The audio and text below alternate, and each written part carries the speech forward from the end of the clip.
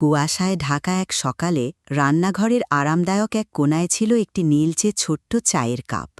সেই কাপের ভেতরেই থাকত ৩ বামন বোন, টুকু, মুকু আর রুকু। প্রতিজনের উচ্চতা মাত্র ৭ ইঞ্চি, কিন্তু সাহস তাদের মাইলের পর মাইল লম্বা। হঠাৎ এক ঝটকা হাওয়া এসে তাদের সযত্নে রাখা চিনি দানা গড়িয়ে গিয়ে আটকে গেল কাপের ঢাকনার নিচে। চিনি ছাড়া আমরা চা খাই কি করে? টুকু চিৎকার করে উঠল। বোনেরা বুঝে গেল যা করার করতে হবে এখনই।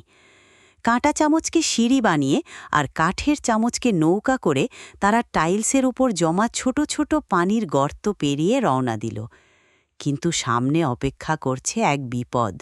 মোনাই, অলস চোখে তাকিয়ে থাকা বিড়ালটি যেন লোমশ এক রানী তাদের চলাফেরা দেখছিল।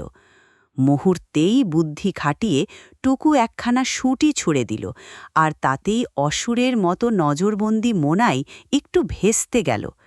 তারা ঢাকনার কাছে পৌঁছাল, কিন্তু ঢাকনাটি ভীষণ ভারী। চল, টেকের ব্যবস্থা করি, মুকু বলল।